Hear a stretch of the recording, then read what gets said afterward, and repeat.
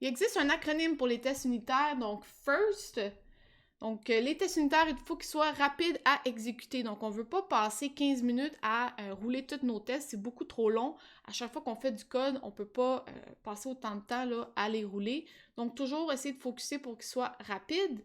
Il faut qu'ils soient isolés ou unitaires. Donc, comme j'ai dit, qu'ils testent vraiment une seule chose, une seule action. Il faut toujours qu'il y ait le même résultat. Donc, je ne peux pas rouler un test qui passe, puis la fois d'après, il ne passe pas. À ce moment-là, ce serait trop difficile de pouvoir savoir si le test est correct ou pas. Il faut que le test soit auto-validant. Ça veut dire que je puisse savoir avec certitude si le test passe ou s'il ne passe pas. Donc, supposons que le test me retourne une liste de chiffres ou de true-false. Ben là, je dois manuellement aller regarder la liste et dire si le test passe ou pas, beaucoup trop long. Okay? Donc, le test doit être capable de nous dire oui ou non. Et finalement, il faut que les tests unitaires soient écrits au bon moment. Donc, qu'est-ce qu'on veut dire par ça? Ben, il y a des gens qui disent qu'il faut écrire les tests avant d'écrire le code. Il y en a qui disent qu'il faut écrire un petit peu de code, puis après ça, écrire des tests, écrire du code, écrire des tests, donc y aller un à un. Et il y en a d'autres qui vont écrire tout leur code et à la fin, ils vont écrire tous leurs tests. Donc, le fait d'écrire le code en premier avant d'écrire les tests a quelques désavantages. Premièrement, vous ne bénéficiez pas de toute la puissance des tests. OK? Donc, tantôt, je vous ai montré, là, quand je veux tester si une question est vide ou peu importe, je suis obligée de cliquer, revenir. Donc, en écrivant des tests qui vont vérifier dans mon service que cette fonctionnalité-là marche, ben, je m'évite de devoir tester 1 million de fois certaines composantes. Donc, si vous les écrivez seulement à la fin, une fois que votre code est fini, ben, tout le long que vous avez développé votre code, vous avez été obligé de tester à la main et ça fait que vous avez perdu beaucoup de temps. Donc, c'est sûr qu'au début, quand on ne teste pas beaucoup, on a tendance à les faire juste à la fin, mais c'est une bonne pratique d'essayer de les faire pendant que vous codez ou même avant. Une autre raison pourquoi c'est pas bon de faire les tests une fois qu'on a écrit le code, c'est, supposons la méthode suivante, calculer rabais. Elle prend un âge et elle retourne un rabais en pourcentage. OK? Donc, par exemple, si la personne a entre 0 et 50 ans, elle retourne 25% de rabais. Si elle a entre 51 et 55, elle retourne 53% de rabais. Et si elle a 56 et plus, elle retourne, elle prend l'âge fois 1%. Donc, par exemple, la personne qui a 70 ans, elle a un rabais de 70%. OK? Donc, je viens d'écrire cette méthode-là. OK? Je viens juste de l'écrire.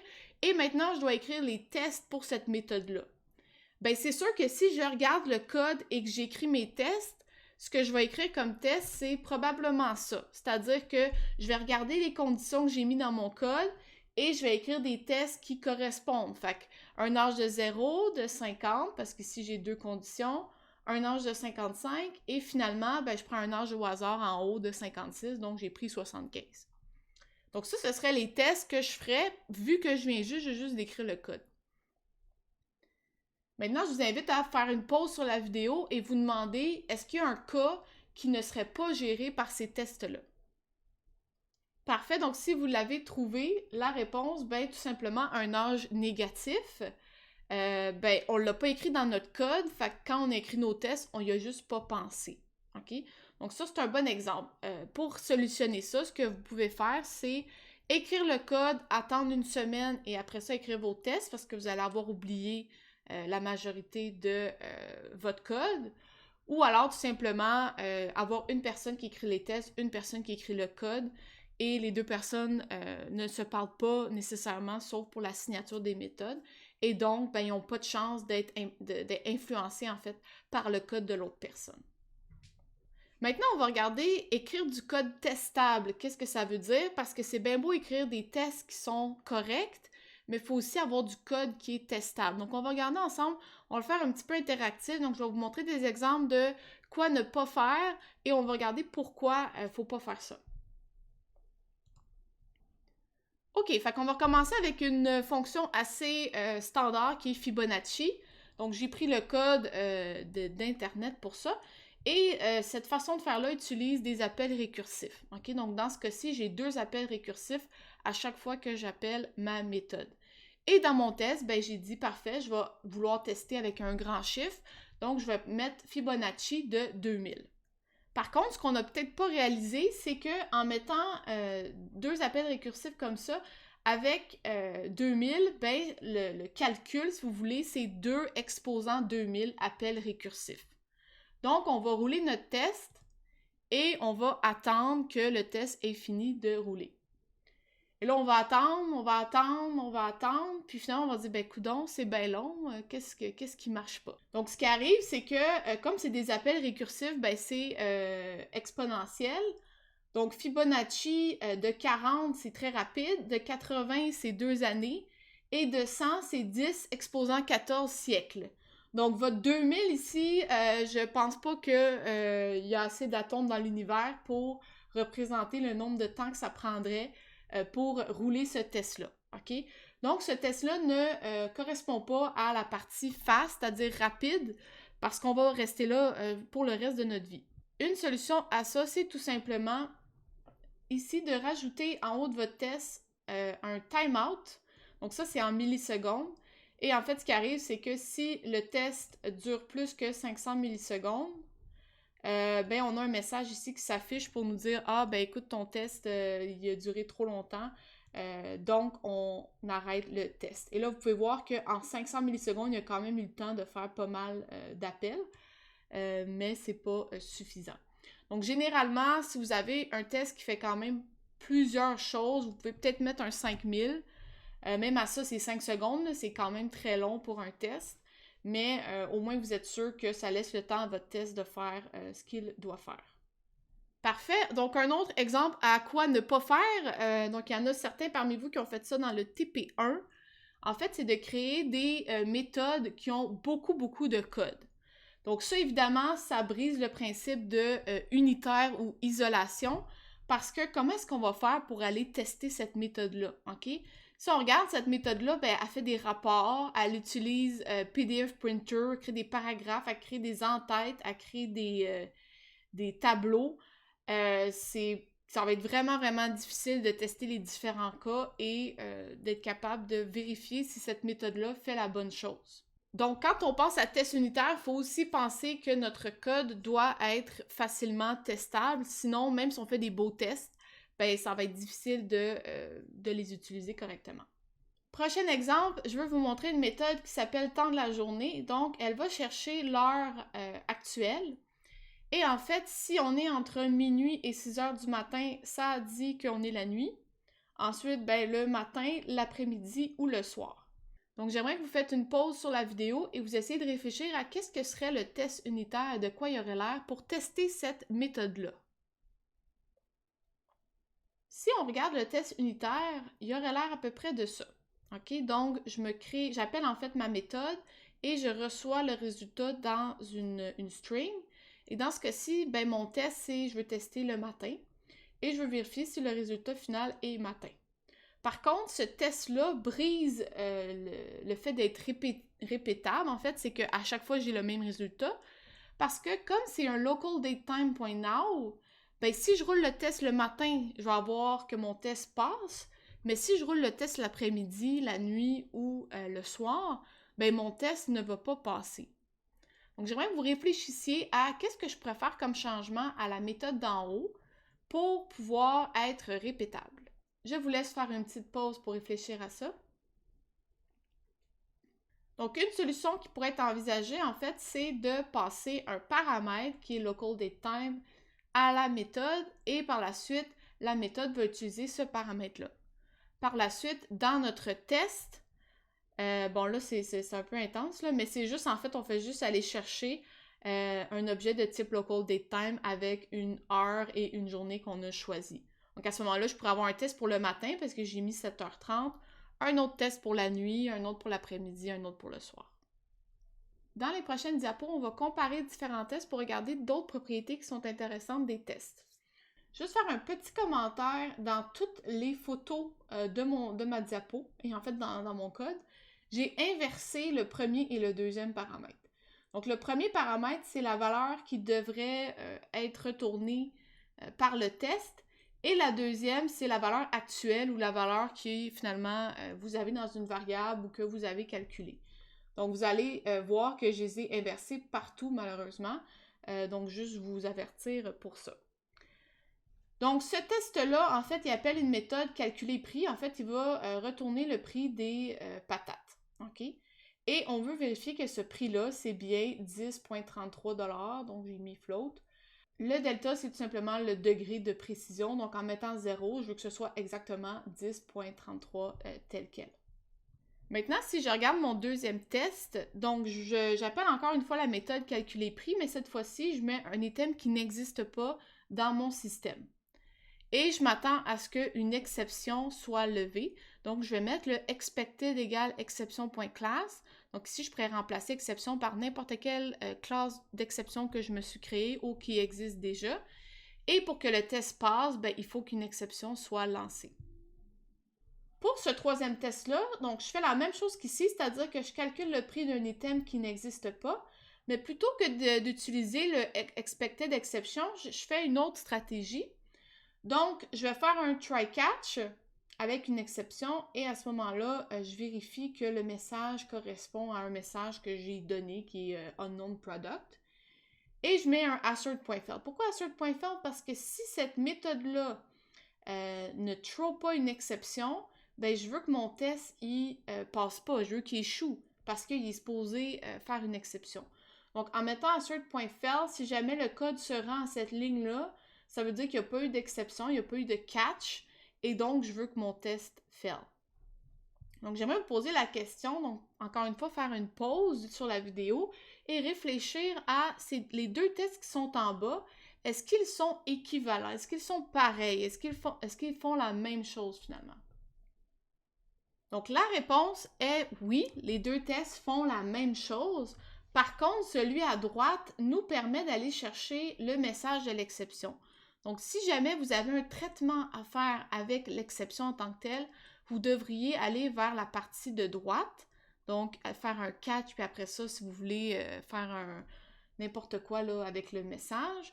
Mais si vous avez seulement besoin de throw une exception, puis vous n'avez pas besoin de quoi que ce soit d'autre, vous pouvez utiliser la méthode de gauche qui est un petit peu plus rapide et qui est également plus lisible de façon globale. Vos tests devraient se séparer en deux sections. Vous avez toujours les tests normaux qui vont soit donner un résultat ou donner autre chose, et vous avez les tests qui devraient lever des exceptions. Ce qui est important à retenir là-dedans, c'est que votre test doit toujours avoir une manière d'échouer. Donc, si vous écrivez ce test-là, par exemple, vous faites calculer le prix d'un item qui n'existe pas, mais vous n'avez pas d'expected exception, vous n'avez pas de try-catch, ce qui va arriver, c'est que ce test-là, si jamais il ne throw pas d'exception, il va juste passer et vous allez penser qu'il est correct, mais finalement, c'est juste parce que vous n'avez pas mis de raison pourquoi il pourrait échouer. Donc, une solution, ce serait de rajouter un assert. Mais il ne faut pas rajouter n'importe quel assert. Mettons, vous rajoutez ce assert-là, OK? Vous vérifiez que le prix n'est pas égal à 0. Mais ça fait rien, ça, parce que le prix pourrait être égal à 1, à 2, à 3, mais votre item n'existe pas, OK? Donc, ce assert-là, il sert vraiment juste à regarder 0, mais il y a tellement d'autres chiffres qui pourraient être retournés par la méthode qu'il n'est pas vraiment utile. Un autre assert qui n'est pas super utile, c'est celui-là. OK, je dis, bon, écoute, vu que l'item n'existe pas, le prix devrait être nul. Mais on ne sait pas, peut-être que la méthode, elle return nul, peu importe c'est quoi l'item qui est rentré ici. Donc ça ne permet pas non plus de vérifier si vraiment cette méthode-là a lancé une exception comme on voudrait qu'elle fasse. Donc bref, tout ça pour dire que le test doit toujours pouvoir échouer. OK? Soit via une exception, soit via un assert, et faire attention à quel assert vous allez mettre pour qu'il soit pertinent. Allons maintenant à un autre problème. Donc, j'ai un test qui crée un tableau et j'ai des nombres dans mon tableau. J'appelle une fonction calculer médiane en lui passant mon tableau et ça me retourne la médiane de mon tableau. Finalement, ce que je fais, c'est que je veux vérifier que la médiane que j'ai reçue ici, elle soit égale à la médiane de mon tableau. Fait que ce que j'ai fait, c'est que j'ai pris la formule de la médiane d'un tableau. Donc, la médiane d'un tableau, on prend la longueur du tableau, dans ce cas-ci, un nombre impair, là. Donc, je fais la longueur plus 1 divisé par 2, et ça, c'est l'index de ma médiane. Donc, ça, c'est la première façon qu'on a fait le test. Deuxième façon, ben on a juste regardé nos données, puis on a dit, ah ben écoute, la médiane c'est clairement 19. OK, je rappelle, la médiane c'est le chiffre qui est au milieu, là. Donc j'en ai 3 à gauche, 3 à droite. Donc ma médiane c'est 19 dans ce cas-là, de ce test unitaire-là. Donc j'ai juste mis 19 ici, et je le compare avec ma variable qui est supposée être la médiane. Donc, selon vous, faites une petite pause sur la vidéo, quel test est le meilleur? Solution, si on regarde le code ici, en fait, ce qui arrive, c'est qu'il va faire la division avant le plus, et donc, il va faire 0,5, donc une demi. Et comme l'index est dans le fond, la longueur ici, c'est un int, un entier, ben, il va juste ignorer le décimal qui est ici. Et en fait, c'est comme si vous aviez seulement mis la longueur du tableau ici.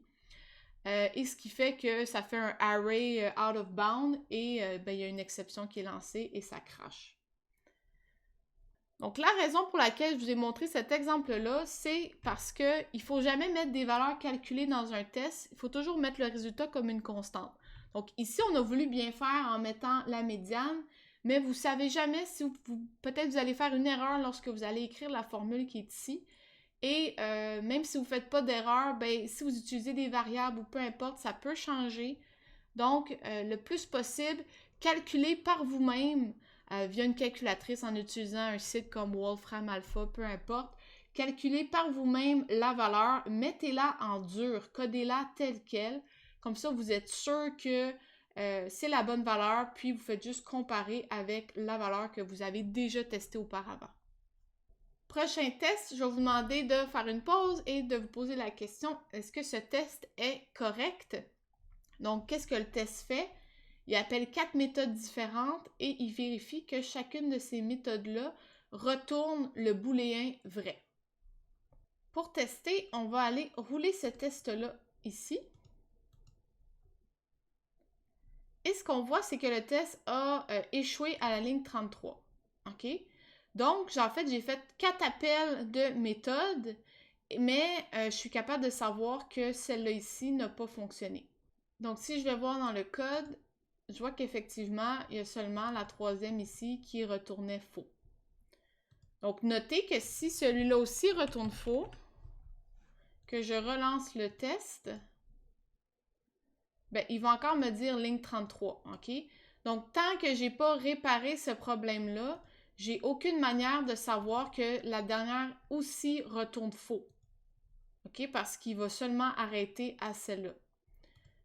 Donc ça pourrait être un problème. OK? Si vous faites plusieurs étapes comme ça, ben, ça se peut que vous manquiez le fait que la dernière ne fonctionne pas non plus. Je rappelle le principe qu'on a vu d'être des tests unitaires. Vous essayez de faire le moins possible d'appels à des méthodes.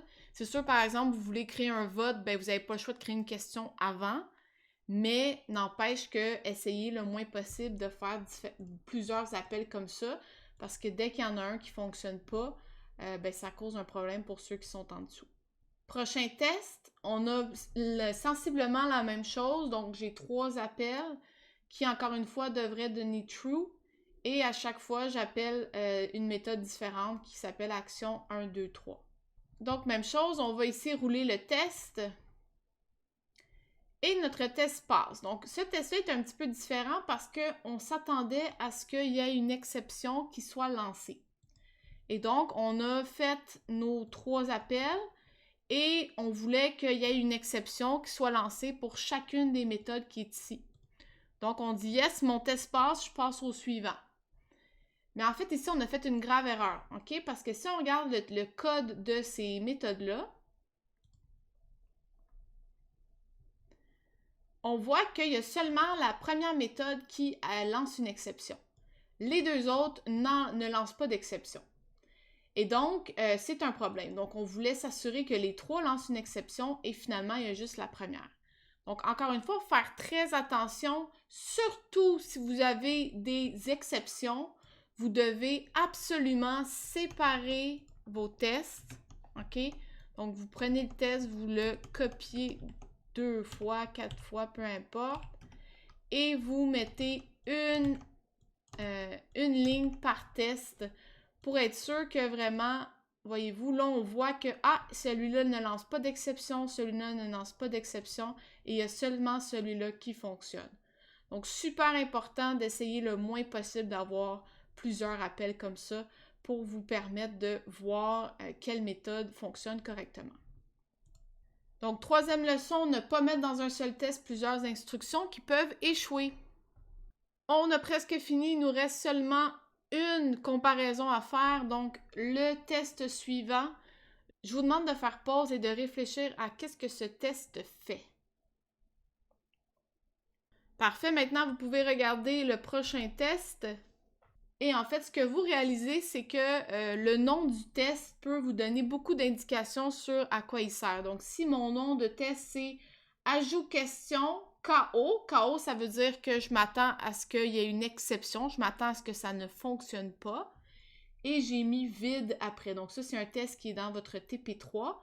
Donc, ça, ce que ça me dit tout de suite, c'est « J'essaie d'ajouter une question, je lui mets un texte qui est vide et je m'attends à ce que le résultat, ce soit KO ». OK, donc vous pouvez mettre KO ou OK en fonction de si le test est supposé passer ou non. Mais ce nom de test-là versus test X let's go, on s'entend que ça veut dire rien du tout. Donc, vous êtes obligé de retourner voir le code et de vous questionner qu'est-ce qui fait ce test-là. OK? Donc, très important, mettre des noms significatifs à vos méthodes, s'il vous plaît. Ça va vous aider et aider les prochaines personnes qui vont travailler avec vous. Et voilà, j'espère que vous avez apprécié cette première vidéo sur les tests unitaires de façon plus théorique, plus générale. Donc ici, je vous ai mis un petit résumé de ce qu'on a vu dans cette vidéo. Ce qui est vraiment important, qui est dans le fond les parties les plus cruciales pour votre parcours, c'est de vous assurer d'isoler le plus possible vos tests, donc vraiment mettre seulement un appel à une méthode au lieu de plusieurs, et d'être auto-validant. Donc ça revient un peu à le test doit toujours pouvoir échouer. Donc, c'est souvent les erreurs qu'on voit dans les tests lorsqu'on commence à en écrire. Merci!